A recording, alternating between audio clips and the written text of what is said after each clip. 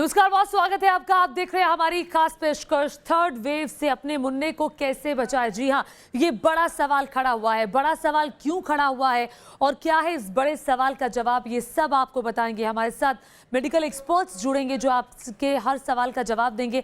आपको बता दें कि भारत में बेशक कोरोना की दूसरी लहर अब कमजोर पड़ने लगी है, लेकिन खतरा अभी टला नहीं है। तीसरी लहर के आने का अंदेशा बना हुआ है और इसी बीच खबर मलेशिया से आई है जो बेहद डराने वाली खबर है। मलेशिया में कोरोना की तीसरी लहर ने बच्चों को शिकार बनाना शुरू किया है और मलेशिया सरकार के मुताबिक अब तक 3 बच्चों की मौत रिकॉर्ड की गई है। ऐसे में जरूरत है तो बच्चों को बचाने की, लेकिन बड़ा सवाल यह है कि बच्चों को इस महामारी से कैसे बचाएं, उनकी इम्यूनिटी कैसे बढ़ाएं। आज इन्हीं सारे सवालों के जवाब मेडिकल एक्सपर्ट से हम जानेंगे, लेकिन उससे पहले ये रिपोर्ट देखना बहुत जरूरी है।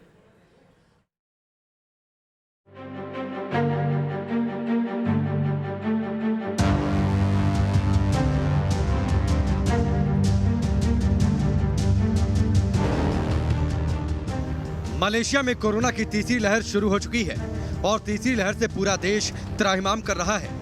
लेकिन फिक्र बढ़ाने वाली खबर यह है कि मलेशिया में वायरस ने बच्चों को भी अपनी चपेट में लेना शुरू कर दिया है। मलेशिया सरकार के मुताबिक तीसरी लहर में अब तक 27 बच्चे कोरोना वायरस से संक्रमित पाए गए, जिनमें से 19 बच्चों की उम्र 5 साल से कम है। इनमें 3 बच्चों की मौत हो गई है। मलेशियाई स्वास्थ्य मंत्रालय के मुताबिक पिछले साल और इस साल मिलाकर अभी तक 82,341 बच्चे कोरोना से संक्रमित पाए गए हैं। फिलहाल मलेशियाई सरकार ने हेल्थ एडवाइजरी जारी की है और खास तौर पर पेरेंट्स से सावधानी बरतने और बच्चों में इम्यूनिटी बढ़ाने की अपील की गई है। मलेशिया में तीसरी लहर में 5 साल से कम उम्र के बच्चों के वायरस की चपेट में आने वाली इस खबर ने भारत की भी चिंता बढ़ा दी है, क्योंकि तीसरी लहर को लेकर पहले ही आशंका जताई गई कि यह बच्चों के लिए ज्यादा खतरनाक साबित हो सकती है। ऐसा इसलिए कहा जा रहा है क्योंकि तीसरी लहर तक देश में 18 साल से ज्यादा उम्र के ज्यादातर लोगों को वैक्सीन की पहली डोज लग जाएगी, लेकिन बच्चों के लिए अभी तक कोई वैक्सीन नहीं आई है। जाहिर है इस बार लोगों में बच्चों में वायरस का इन्फेक्शन का ज्यादा डर है। हालांकि दिल्ली एम्स के डायरेक्टर रणदीप गुलेरिया का कहना है कि बच्चों में माइल्ड इलनेस ही देखने को मिलेगी, लेकिन बच्चों का वैक्सीनेशन करना जरूरी होगा। ये देखना चाहिए कि पिछले 1.5 साल में अगर हम डेटा देखें, भारत का भी डेटा देखें या सारे दुनिया का डेटा देखें, तो उससे ये साबित होता है कि जो कोरोना वायरस है वो बच्चों में माइल्ड इलनेस करता है। जब बच्चों में चाहे ज़्यादा केसेस भी हों, ज़्यादातर बच्चों में जो है बीमारी जो है बड़ी माइल्ड होती है, वो ठीक हो जाते हैं, उनको ज़्यादा दवाई की ज़रूरत नहीं पड़ती। तो वायरस ने 1.5 साल में नए वेरिएंट्स भी आए हैं, लेकिन बच्चों में कोई उसमें चेंज नहीं आया। तो आगे जाके भी ये ऐसा लगता नहीं कि बच्चों में ज़्यादा सीरियस इलनेस होगी। देश में बच्चों में कोरोना संक्रमण के आंकड़ों पर भी नजर डाल लेते हैं। मीडिया रिपोर्ट्स के मुताबिक महाराष्ट्र के अहमदनगर में सिर्फ मई के महीने में ही 9,000 बच्चे कोरोना से संक्रमित हो चुके हैं, लेकिन इनमें से 95% से अधिक में संक्रमण के लक्षण नहीं थे। वहीं तेलंगाना में मार्च से मई के बीच में 37,332 बच्चे कोरोना की चपेट में आ चुके हैं। मध्य प्रदेश में कोरोना की पहली और दूसरी लहर में करीब 54,000 बच्चे कोरोना की चपेट में आ चुके हैं। इनमें से सभी की उम्र 0 से 18 साल के बीच है। जानकार कह रहे हैं कि अभी भी बच्चों के लिए देश का हेल्थ इंफ्रास्ट्रक्चर बहुत मजबूत नहीं है। अगर तीसरी लहर आई और आशंका के मुताबिक उसने बच्चों को अपनी चपेट में लिया तो ये नाकाफी साबित होगा। देश में बच्चों की 30 करोड़ की आबादी है। कोरोना की पहली लहर में RT-PCR टेस्ट में 4% बच्चे संक्रमित पाए गए थे, लेकिन दूसरी लहर में यह संख्या 10% तक पहुंच गई। ICMR के तीसरे सीरो सर्वे के मुताबिक 25.3% बच्चों में वायरस के एंटीबॉडी मौजूद थे। दूसरे शब्दों में कहा जाए तो 25.3% बच्चों को कोरोना संक्रमण हो चुका था। विशेषज्ञों के मुताबिक अगर पहली और दूसरी लहर के दौरान कोरोना संक्रमण के आंकड़ों और सीरो सर्वे के आंकड़ों को मिलाकर देखा जाए तो कहा जा सकता है कि भारत में 40% बच्चे कोरोना वायरस के संपर्क में आ चुके हैं। ऐसे में माना जा रहा है कि 60% बच्चों पर तीसरी लहर में कोरोना संक्रमण का खतरा मंडरा रहा है। तीसरी लहर कब आएगी भी या नहीं ये नहीं पता, लेकिन इससे बच्चों को कैसे बचाना है इसकी तैयारी जरूरी है। और तैयारी क्या होगी, कैसे होगी, ये विशेषज्ञों से जानेंगे। Team news nation. तो देखिए खतरा तो बहुत बड़ा है। मलेशिया से जो खबर आ रही है वो भारत के लिए कान खड़े करने वाली है और चिंता की बात है। हमें अपने नौनिहालों को कोरोना की थर्ड वेव से बचाना है। इसी पर बातचीत करने के लिए मेडिकल एक्सपर्ट्स का पैनल हमारे साथ मौजूद है। हमारे साथ डॉक्टर स्वाति माहेश्वरी मौजूद हैं, सीनियर फिजिशियन है, डॉक्टर के पांडे मौजूद हैं, चाइल्ड स्पेशलिस्ट हैं, आचार्य गौरव मित्तल भी हमारे साथ मौजूद हैं जो कि आयुर्वेद के जानकार हैं, आयुर्वेद विशेषज्ञ हैं। सबसे पहले डॉक्टर स्वाति, मैं आपके पास आना चाहूंगी। मलेशिया से जो खबर आ रही है वो वाकई में चिंता बढ़ाने वाली है क्योंकि छोटे छोटे बच्चों को वहां कोरोना अपनी चपेट में ले रहा है। अब हालांकि वहां पर लॉकडाउन का फैसला वहां की सरकार को करना पड़ा है, लेकिन सवाल ये है जो आशंका भारत के लिए भी है कि थर्ड वेव आने वाली है। ऐसे में जब थर्ड वेव की संभावना है तो फिर बच्चों को कैसे बचाया जाए और क्या माना जाए? अभी तक के सर्वे बता रहे हैं कि 40% बच्चे कोरोना की जद में आ चुके हैं, तो क्या 60% बच्चों पर अब संक्रमण का खतरा है? देखिए डेफिनेटली खतरा है। अगर हम देख रहे हैं कि दूसरे देशों में भी बच्चे प्रभावित हो रहे हैं और हमने खुद सेकेंड वेव में बच्चों को ज्यादा प्रभावित होते हुए देखा है। ऐसी दोनों ही सूरतों में हम आंख बंद करके नहीं बैठ सकते, हम ये मानकर नहीं बैठ सकते हैं कि बच्चे प्रभावित नहीं होंगे। हमारी तैयारी पूरी होनी जरूरी है। कोई भी नहीं चाहता कि बच्चे प्रभावित हों और भगवान न करे कि हमारे यहाँ बच्चे प्रभावित हों, लेकिन हमें पूरी तरह से तैयार होना होगा। पेरेंट्स को भी तैयार होना होगा, सरकार को भी तैयार होना होगा कि आने वाले वक्त में अगर कोरोना कोई नया रूप लेकर सामने आता है या इसकी तीसरी लहर भारत में सामने आती है तो हम बच्चों को कैसे सुरक्षित रखेंगे। क्योंकि कोरोना को आप देख रही हैं कि अभी भी कमजोर नहीं हुआ है। लगातार नई नई चुनौतियां हर देश के सामने आ रही हैं। यूके को देखिए, तीसरी लहर की चुनौती के ऊपर बैठा हुआ है। ऐसे में भारत में भी कब ये चुनौती आ जाएगी, ये संभावनाएं कहना किसी के लिए भी आज बहुत मुश्किल है। इसलिए मेरे ख्याल से सरकारों को जहां तैयारी करने की जरूरत है कि तीसरी वेव में अगर बच्चे ज्यादा संक्रमित होते हैं तो किस तरह के संसाधन हमें चाहिए, किस तरह की तैयारियां हमें होनी चाहिए ताकि हम बच्चों को ज्यादा बेटर डील कर पाए। उनके अगर संक्रमित होते हैं तो डॉक्टर्स भी हो और हमारे पास अस्पताल भी होता हुआ हम अभी फिलहाल के लेवल पर देख भी रहे हैं। कई जगह बच्चों के लिए जो हॉस्पिटल्स हैं वो अलग से बनाए जा रहे हैं, अलग अलग राज्यों की तैयारी है और ये बहुत अच्छी बात है क्योंकि हमने ये सबक लेना ज़रूरी था। जो सेकेंड वेव आई थी अचानक से ग्राफ ऊपर गया और फिर उसके बाद हम देख रहे हैं अब नीचे आ रहा है। भले ही डॉक्टर के पांडे, केसेस कम हो रहे हैं भारत में, लेकिन थर्ड वेव में आप क्या देख रहे हैं? जैसे मलेशिया में, अभी यूके में थर्ड वेव की बात की जा रही है, तो थर्ड वेव में बच्चों को सीरियस इन्फेक्शन का जो डर है वो कितना ज़्यादा बढ़ जाता है? रिस्क तो बहुत ज़्यादा है क्योंकि बच्चे हमारे यहाँ करीब 41% पॉपुलेशन जो हमारे पास बच्चों की है और वो अनवैक्सीनेटेड बच्चे। जी, तो जो अनवैक्सीनेटेड बच्चे हैं उनको रिस्क ज्यादा रहेगा और ये चीज हमने देखी अमेरिका में भी और जब यूरोपियन कंट्रीज में। मैं अमेरिका का फिगर्स बताना चाहूंगा। वहां पे सेकेंड वेव में जो बच्चे हुए हैं करीब 35% बच्चे हॉस्पिटलाइज हुए हैं जी। जो वहां पे लेटेस्ट जनवरी से मार्च के बीच का मैं डाटा आपको बता रहा हूँ कि वहां पे 1/3 बच्चे जो हैं हॉस्पिटलाइज हुए हैं और उसमें से 5% को मशीनों की जरूरत पड़ी है सांस दिलाने के लिए बच्चों की। वो तरह तरह की मशीनें होती हैं जो बच्चों को जरूरत पड़ती है। तो अगर सोचिए आप इंडिया में आप ऑलरेडी दिखा रहे थे कि कितने हजार कितने लाख बच्चे इन्फेक्टेड हो जाएंगे क्योंकि इस बार 10 से 12% 13% बच्चे तक इन्फेक्टेड हुए हैं। आगे जाके ये और संख्या बढ़ सकती है क्योंकि जैसे जैसे हमारा वैक्सीनेशन कवरेज बच्चों में क्योंकि नहीं हो पा रहा है तो इस वजह से बच्चों को ज्यादा रिस्क है। दूसरी चीज है वैक्सीनेशन कवरेज हमारे यहाँ बहुत कम है तो हर्ड इम्यूनिटी काम नहीं करेगी। तीसरी चीज जो है लोगों की आदतें, जो पेरेंट्स हैं उन्हीं से बच्चों को घर में होगा तो वो जब तक कि हम अपने घर में बच्चों को नहीं प्रोटेक्ट करेंगे तब तक वो बड़ा रिस्क है। तो बच्चों में रिस्क तो बिल्कुल है। दूसरी चीज है कि हमारे यहाँ बच्चों में फैसिलिटी जो पीडियाट्रिक आईसीयू है वो फैसिलिटीज बिल्कुल भी नहीं है तो प्रॉब्लम हमारे यहाँ रहेगी। बिल्कुल बिल्कुल। और ये बड़ों को समझना चाहिए, बड़ों को जिम्मेदारी लेनी चाहिए क्योंकि आप बाहर जा रहे हैं, बच्चे नहीं जा रहे, बच्चे अभी तक घर में मौजूद हैं। आप जा रहे हैं तो जो भी चीज़ें कही जाती है, जाकर नहाएं, बाहर हैं तो मास्क पहने, सोशल डिस्टेंसिंग का पालन करें, ये हम सब की कुल मिलाकर के जिम्मेदारी है। डॉक्टर स्वाति, अब सवाल ये खड़ा होता है कि अगर बच्चे को कुछ दिक्कत हो गई है तो मान लीजिए कोरोना की आशंका ये बुखार हो गया है तो फिर बच्चों के लिए कौन सा टेस्ट करवाया जाए? अभी बहुत सारी किट्स मार्केट में भी आई हैं, RT-PCR कराया जाए या एंटीजन टेस्ट कराया जाए, तो बच्चों के लिए कौन सा टेस्ट कराया जाए अगर बच्चे बीमार हैं? देखिए आरटीपीसीआर टेस्ट सबसे अच्छा टेस्ट है क्योंकि ये कंफर्मेटरी टेस्ट होता है और बच्चों में भी बड़ी आसानी से हो जाता है क्योंकि स्वैब ही लेना होता है इसमें। जबकि एंटीजन रैपिड टेस्ट जो होता है वो फास्ट डिटेक्शन के लिए अच्छा होता है, स्क्रीनिंग के लिए अच्छा होता है, या हम ज्यादा पॉपुलेशन में ये पता लगाना चाहते हैं कि कितने लोगों को कोरोना है कितने को नहीं, तो उस स्थिति में बेहतर होता है। लेकिन अगर हम कंफर्मेटरी टेस्ट करना चाहते हैं तो जरूर आरटीपीसीआर ही करना चाहिए और उसी से हमें पता लग पाएगा कि बच्चों को संक्रमण है या नहीं है। वहीं दूसरी चीज, हमें जैसे ही शुरुआती लक्षण दिखते हैं हमें तुरंत डॉक्टर से संपर्क कर लेना चाहिए। उसके बाद हमें ये कोशिश करनी है कि हम बच्चे का टेम्परेचर मॉनिटर करें, हम बच्चे को अच्छे से हाइड्रेट करें, क्योंकि बच्चों के साथ दिक्कत ये होती है कि जैसे ही बीमार पड़ते हैं, आपने देखा है सबसे पहले खाना पीना छोड़ देते हैं बच्चे।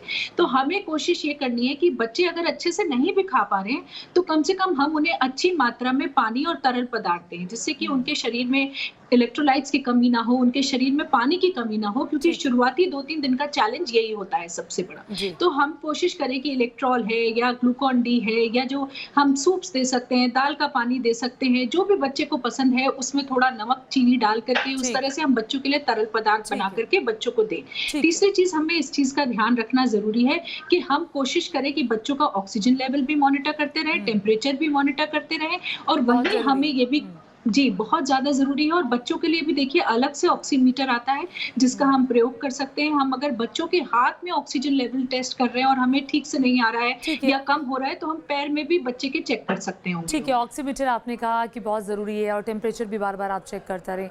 और सबसे ज़रूरी बात आरटीपीसीआर आपने कहा कि भरोसेमंद टेस्ट है, तो बच्चों का आरटीपीसीआर टेस्ट आप जरूर कराएं। हमारे साथ आचार्य गौरव भी मौजूद हैं, आचार्य गौरव मित्तल जो कि आयुर्वेद के जानकार हैं। आचार्य जी, आपसे सवाल ये खड़ा होता है बच्चों के लिए कि बच्चे बीमार हों, कोरोना के लक्षण हैं नहीं हैं, अगर हैं तो कैसे पहचाने माँ बाप और कैसे उपचार शुरू करें? तो यहाँ पे मेरा थोड़ा सा डिफरेंस है ओपिनियन स्वाति जी से और पांडे जी से, एंड मेरा जो विचार है वो डॉक्टर गुलेरिया की तरफ जाता है।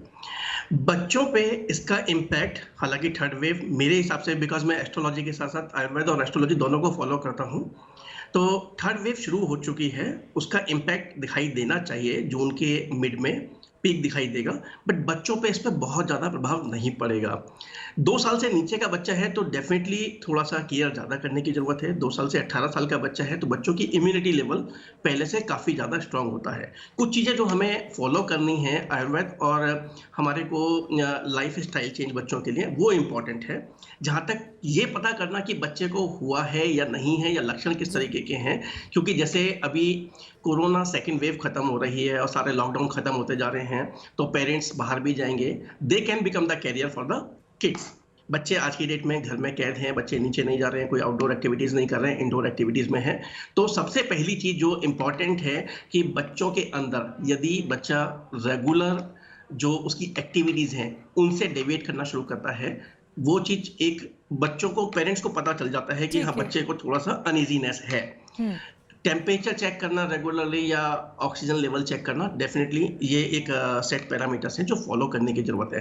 बट इसके अलावा यदि बच्चा रूटीन में एक्सरसाइज कर रहा था, उसने एक्सरसाइज वगैरह करनी बंद कर दी है, चिड़चिड़ापन ज़्यादा आ गया है, रात को ज़्यादा देर तक सोना शुरू कर दिया है, जागना शुरू कर दिया है, सुबह लेट तक शुरू करना शुरू कर दिया है, कोई भी लाइफ स्टाइल चेंज आना शुरू हुआ है, तो वहाँ पे थोड़ा सा ध्यान रखने की जरूरत है। मतलब बच्चों की अगर आदतों में कोई भी बदलाव माता पिता देखें तो फिर माता पिता को सतर्क होने की जरूरत है, वहीं पे कान खड़े हो जाने चाहिए और फिर तुरंत बच्चों का आप कह रहे हैं कि इलाज शुरू हो जाना चाहिए। ये मॉनिटरिंग बहुत ज्यादा जरूरी है। ठीक है आचार्य जी, मैं आपके पास आऊंगी, मैं डॉक्टर के पांडे के पास जाना चाहती हूँ। डॉक्टर साहब, सवाल एक और है, क्योंकि जो नवजात बच्चे हैं वो ज्यादा जद में आते हैं अगर माँ संक्रमित हो जाती है, तो ऐसे में अगर माँ संक्रमित है तो नवजात को कैसे बचाया जाए माँ के, क्योंकि माँ से संक्रमण बच्चे में हो सकता है। माँ से अगर संक्रमण हो गया तो छोटे बच्चों में हुआ है, इवन 2 दिन के बच्चे में हमने देखा है हुआ है, लेकिन वो बच्चे ज्यादा बीमार नहीं पड़ते। माँ उसको दूध पिलाती रहे बच्चे को, और अपना N95 मास्क इस्तेमाल करे और जो कोविड अप्रोप्रिएट बिहेवियर है वो करती रहे। तो यानी कि डॉक्टर के पांडे आप ये कह रहे हैं कि अगर मदर पॉजिटिव है तो बच्चे को वो फीडिंग करा सकती है? बिल्कुल बिल्कुल कराना चाहिए।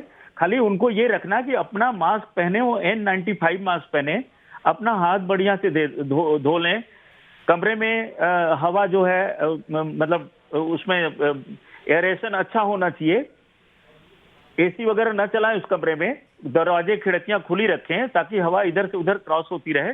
इस तरीके से करें तो बच्चों में, छोटे बच्चों में खासतौर से जो माँ का दूध पी रहे बच्चे, उनमें हाँ। रिस्पॉन्स बहुत बढ़िया आया है। वो बच्चे ज्यादा बीमार नहीं हुए, ठीक। तो उनके लिए डरने की जरूरत नहीं है। ज्यादा है। बच्चे बीमार जो हुए बड़े हुए हैं। ठीक है डॉक्टर स्वाति, ऐसे कई केसेस में हमने देखा है कि बच्चे को हो गया है लेकिन जो नवजात की माँ है वो पॉजिटिव नहीं है। कई सारे केसेस ऐसे हमने देखे हैं। तो ऐसे में माँ पॉजिटिव है या फिर बच्चा पॉजिटिव है, माँ नहीं है, तो आप जैसा कि डॉक्टर के पांडे ने कहा कि वो फीडिंग करा सकती है, तो एहतियात और क्या बरते जाएं?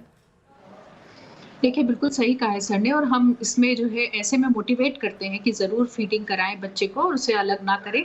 देखिए बच्चा और माँ एक ऐसी यूनिट है, अगर हम छोटे बच्चे की बात कर रहे हैं तो ये एक ऐसा यूनिट है जिसको हम अलग नहीं कर सकते, चाहे बच्चा संक्रमित हो चाहे माँ संक्रमित हो। हमें यही कोशिश करनी है कि दोनों एक दूसरे का सपोर्ट बने। इमोशनल सपोर्ट बच्चे को ज़्यादा चाहिए होता है, तो आप माँ को अलग नहीं कर सकते, लेकिन माँ N95 मास्क का प्रयोग करे, बार बार साबुन और पानी से अपने हाथों को धोएं जितनी बार भी वो बच्चे को हैंडल कर रही हैं या बच्चे को खाना खिला रही हैं या उनको वॉशरूम ले जा रही हैं, कोई भी काम जो उनसे रिलेटेड वो कर रही हैं उसमें वो जरूर से अपने हाथों को अच्छे से धोते रहें। ये कोशिश करें माँ, और बच्चे को भी सिखाएं अच्छे से हाथ धोना और जो कैसे साबुन से अच्छे से हाथ धोया जाता है, इस चीज का ध्यान रखें। और बच्चे की डाइट का खास तौर से ध्यान रखें कि बच्चा अच्छे से खाए, बच्चा अच्छे से जो है पानी पिए, अपने रूम को आप वेंटिलेटेड रखिए ताकि संक्रमण और लोगों तक ना पहुंचे। तो बच्चे को एक इमोशनल सपोर्ट की भी जरूरत है। ऐसे वक्त पे उसको आप अकेला नहीं छोड़ सकते हैं, उसके साथ रहने की जरूरत है, उसको ढांढस देने की जरूरत है कि नहीं वो ठीक हो जाएगा, कोई ऐसी परेशानी नहीं है। और वही माँ को भी हिम्मत रखने की जरूरत है ऐसे में, और घबराना नहीं है कि बच्चे से माँ को इन्फेक्शन हो जाएगा या कुछ ऐसा ना समझे। बस ये कठिन वक्त है जो दोनों मिलकर के पार कर सकते हैं, और मेरे ख्याल से आसानी से हमने पिछले सेकेंड वेव में देखा है कि ज्यादा दिक्कतें नहीं आई हैं और सब लोग ठीक हुए हैं। ठीक है, और इसके अलावा एक और सवाल डॉक्टर स्वाति आपसे ही मेरा ये है कि जो संक्रमित बच्चे हैं उनका इलाज क्या बड़ों से अलग होता है? अगर बड़ों से अलग होता है तो कैसे और किस सेंस में अलग होता है? जी हाँ, देखिए बच्चों में हम सिम्प्टोमेटिक ट्रीटमेंट ज़्यादा करते हैं। अगर बच्चे को बुखार है तो बुखार की दवा देंगे, खांसी है तो खांसी की दवा देंगे, डायरिया हो रहा है तो उसकी दवा देंगे। बच्चों में ज़्यादातर हम बस ये कोशिश करते हैं, क्योंकि वायरल जो होता है, इन्फेक्शन होता है, वो अपने आप ठीक होता है। हमें केवल वो टाइम क्रॉस करना होता है जितनी देर के लिए बच्चे को सिम्टम्स हो रहे हैं, वो परेशान हो रहा है। अनटिल एंड अनलेस कि बच्चे को निमोनिया हो गया है या बच्चे की तबीयत ज़्यादा खराब है, जो कि कम लोगों में होता है, ऐसी स्थिति में हमें कुछ एंटीबायोटिक्स देने की ज़रूरत पड़ती है। तब हमें अस्पताल में शायद जो है सपोर्ट देने की जरूरत पड़े, लेकिन अदरवाइज मैक्सिमम बच्चे, 95% से ज्यादा बच्चे जो है वो घर में रहकर आसानी से जो हमारे सिम्टोमेटिक ट्रीटमेंट है उससे ठीक हो जाते हैं। जरूरत है ये देखने की कि जो रिकवरी पीरियड है बच्चों के लिए वो बहुत इंपॉर्टेंट है, क्योंकि तब हम MIS-C सिंड्रोम देखते हैं ज्यादातर बच्चों में। अगर लग रहा है कि बच्चा ठीक हो रहा था और अब अचानक से उसके पेट में दर्द शुरू हो गया, डायरिया शुरू हो गया, या उसके रैशेस हो गए बॉडी में, या बुखार फिर से तेजी से आना शुरू हो गया, या आंखें लाल हो रही है या जीभ बहुत लाल हो रही है, तो ये कुछ खतरनाक सिम्टम्स हैं जिसकी तरफ आपको ज्यादा ध्यान देने की जरूरत है और तुरंत डॉक्टर से संपर्क करने की जरूरत है, क्योंकि तब बच्चा जो है सीरियस कंडीशन में जाने की संभावनाएं रखता है। ठीक है, अब बहुत ही महत्वपूर्ण सवाल डॉक्टर आचार्य गौरव जी मैं आपसे जानना चाहती हूँ, इम्यूनिटी को लेकर के, जो रोग प्रतिरोधक क्षमता है बच्चों की वो कैसे बढ़ाएं, क्या क्या करना चाहिए, माँ बाप ऐसे खाने में क्या दे बच्चों को कि इम्यूनिटी बढ़े? तो जैसा मैंने कहा कि सबसे ज़्यादा जो केयर करनी है वो बिल्कुल नवजात बच्चे की, जो 1 साल से नीचे का बच्चा है उसको ज़्यादा समस्या हो सकती है, क्योंकि उसकी डिपेंडेंसी बाहर के खाने की बजाय अपने माँ के दूध पर और बाकी उस तरीके के फूड्स पे है जो बहुत ही लिक्विड डाइट्स में है। खाने का सिस्टम ठीक हो जाता है। तो जो नेचुरल इंग्रेडिएंट्स हैं हमारे घर में भी अवेलेबल होते हैं, जिसमें आंवला, गिलोय, तुलसी, अश्वगंधा, जिंजर, पीपली, मुलैठी, इनका रेगुलरली सेवन करना, उबाल के पानी पीना सारा, बट क्वांटिटी ध्यान रखने की जरूरत है, इंपॉर्टेंट है। इसी को भी जैसे लोगों ने क्या किया कि फर्स्ट वेव के टाइम पे खूब सारी चीजें उबाल के पीना शुरू कर दिया, उससे और दूसरे तरीके की समस्याएं उत्पन्न होने शुरू हो जाती हैं। जो हमें बिल्कुल देख के चलना है, क्योंकि आंखों में जलन होना, पेट में जलन होना, बॉडी का टेम्परेचर बढ़ जाना, और उसकी वजह से जो साइड समस्या है वो बाद में निदान करना और ज्यादा डिफिकल्ट हो जाता है। बट इनकी रेगुलर मात्रा में सेवन करना, और दूसरी चीज कोई भी जंक फूड को अवॉइड करना, पेट और डाइजेशन दोनों को ठीक रखना जरूरी है, ताकि मोस्ट ऑफ द समस्याएं अगर ये सही है तो कुछ टाइम में ऑटोमेटिकली ओवर होने शुरू हो जाती हैं। आउटडोर एक्सरसाइज ना करें, इंडोर एक्सरसाइज करें, रात को लेट नाइट तक ना जागें, मूवीज ना देखें, मोबाइल पे कम स्क्रीन टाइम देना है, सुबह जल्दी उठना है, और सबसे बड़ी बात पेरेंट्स के साथ में सोना थोड़े टाइम के लिए अवॉइड करना है, बिकॉज पेरेंट्स अगर बाहर जाएंगे लॉकडाउन के बाद वापस आएंगे तो उनसे होने के सिम्टम्स के चांसेस ज़्यादा बढ़ जाते हैं। गार्गल्स, हल्दी के पानी के और नमक के पानी के गुनगुने गार्गल्स करना, ये बच्चों के लिए सबसे अच्छी चीज़ है। और मेरे हिसाब से जैसे मैंने कहा कि थर्ड वेव चालू हो चुकी है, पीक दिखाई देगा, बट बच्चों पे इनका बहुत ज़्यादा असर नहीं दिखाई देगा। मॉर्टेलिटी रेट बहुत ही कम होगा अनलेस कोई कोमॉर्बिडिटीज बच्चों को पहले से एग्जिस्ट करती हो। ठीक है, आपके मुताबिक थर्ड वेव चालू हो चुकी है भारत में और बच्चों पर ज़्यादा असर नहीं पड़ने वाला, आप ये कह रहे हैं। डॉक्टर के पांडे, आपके पास आना चाहूँगी। सवाल ये है कि बच्चों की वैक्सीन कब तक आएगी, चूँकि लगातार बात आ रही है कि बच्चों की वैक्सीन आए ताकि बच्चे जो हैं उन्हें हम सुरक्षित कर सकें, और जो वैक्सीन आएगी भी वो बच्चों पर कितना % इफेक्टिव होगी? बच्चों पे असर तो वैक्सीन पूरी करेगी, इसमें कोई डाउट नहीं है। ऑलरेडी मॉडर्ना और फाइजर की वैक्सीन हैं जो यूएसए, कनाडा और यूरोपियन कंट्रीज में ऑलरेडी चल रही हैं और वो सक्सेसफुल है 12 साल से बड़े बच्चों के लिए। इंडिया में जो वैक्सीन है वो कई वैक्सीन का ट्रायल चल रहा है, जैसे कोवैक्सीन का ट्रायल चल रहा है, वो 2 साल से बड़े बच्चों के लिए 18 साल में चल रहा है। जो आपका एस्ट्राजेनिका की वैक्सीन है, ये 6 साल से बड़े बच्चों में ट्रायल चल रहा है। ऑलरेडी ट्रायल शुरू हो चुके हैं। नॉर्मली उम्मीद की जाती है कि 3 से 6 महीने में इनका इमरजेंसी ऑथराइजेशन हो जाएगा। इसके अलावा स्पुतनिक का ट्रायल अभी शुरू नहीं हुआ है, लेकिन कई सारी जो जाइडस कैडिला की वैक्सीन है वो भी बच्चों के लिए वो ट्रायल ऑलरेडी चल रहा है। तो बहुत सारी वैक्सीन हैं जो अगले कुछ महीनों में आ जाएंगी, लेकिन अगर लोगों का बिहेवियर ठीक नहीं रहा देखिए तो बड़ा मुश्किल होगा, क्योंकि जो उम्मीद की जा रही है कि थर्ड वेव अगले 2-3 महीनों में शुरू हो जाएगी। तो 2-3 महीने में हम इतनी बड़ी पॉपुलेशन को वैक्सीनेट नहीं कर सकते, 2 साल से बड़े बच्चों को या 6 साल से बड़े बच्चों को। तो हमारे पास सबसे बड़ी जो तरीका है बच्चों को अपने बचाने का कि पेरेंट्स जो कोविड एप्रोप्रिएट बिहेवियर है उसको फॉलो करें। उससे बड़ा तरीका हमारे पास अभी कोई नहीं है, क्योंकि इतने बड़े देश को हम थर्ड वेव से पहले वैक्सीनेट नहीं कर पाएंगे, ये हमारा कहना है। ठीक है, ये बहुत बेहतर आप बता रहे हैं, लेकिन सवाल तो और छोटे बच्चों के लिए ना डॉक्टर स्वाति। 12+ के लिए तो हमने देखा है कि मॉडर्ना फाइजर की वैक्सीन चल रही है, भारत में ये वैक्सीन का इंतजार हो रहा है कि कब बच्चों को लगनी शुरू हो जाएगी। लेकिन जो 12 से कम उम्र के बच्चे हैं उनके लिए अब क्या सोचा जाएगा, कितना % हम मानें कि उनके लिए वैक्सीन आ पाएगी? देखिए, मान के चल रही हूँ मैं कि इस साल के अंत तक हमारे पास उनके लिए भी वैक्सीन होगी, क्योंकि कोवैक्सीन जो है वो 2 साल से ऊपर के बच्चों पे ऑलरेडी ट्रायल कर रहा है, जिसका एम्स, पटना में, दिल्ली में सब जगह ट्रायल शुरू हो चुका है। फेज 2 में चली गई है जो वैक्सीन है। और वहीं भारत बायोटेक तो नेजल वैक्सीन के ऊपर भी लगातार प्रयास कर रही है कि आने वाले वक्त में वो भी आ जाए, ताकि बच्चों को देने में आसानी भी हो और आसानी से हम उन्हें ये वैक्सीन दे पाए। तो अब ये जरूर है देखिए कि अभी हमें आने वाले 4-5 महीने जरूर क्रॉस करने की जरूरत है, और इसीलिए बहुत ज्यादा विजिलेंट और सतर्क रहने की जरूरत हमारे लिए होगी कि हम भीड़ भाड़ वाले इलाके में ना जाएं। हम फिर से जैसे पहले करने लगे थे कि पार्टियां करने लगे, हॉलीडेज पे जाने लगे, शादियों में जाने लगे, ये जो चीजें हैं ये अगर हम अवॉइड करेंगे तो हम अपने बच्चों को सुरक्षित रख पाएंगे। बिल्कुल, आज जो एप्रोप्रिएट बिहेवियर की आप बात कर रही हैं, जो शायद हमने दूसरी वेव से पहले लोगों ने छोड़ दिया था और उसके बाद लोग फिर से सजग हुए, अच्छा अब तो कोरोना की दूसरी लहर है, अब फिर से पहली लहर जैसी जो आप बचाव कर रहे थे वो करिए। मुझे लगता है वो नेचर शायद छोड़ना पड़ेगा। बिल्कुल, देखिए छोड़ना पड़ेगा, और हमें ये समझना होगा कि कोरोना जो है वो बिल्कुल भी कमजोर नहीं हो रहा है, वो लगातार अपने आप को और ज्यादा जो है ताकतवर बना रहा है ताकि और ज्यादा से ज्यादा लोगों को प्रभावित कर सके। ऐसी स्थिति में जितना तेज वो हो रहा है उतना ही तेज हमें भी अपने कदम बढ़ाने होंगे, हमें भी उतना ही सतर्क रहना होगा, हमें भी ये मानकर चलना होगा कि कोरोना साधारण वायरस नहीं है, और हम जरा सा भी अगर चुकेंगे तो ऐसे में वायरस हमारे ऊपर प्रहार कर सकता है। इसलिए जितना ज्यादा हम अलर्ट रहेंगे उतना हमारे परिवार के लिए अच्छा रहेगा, हमारे बच्चों के लिए अच्छा रहेगा।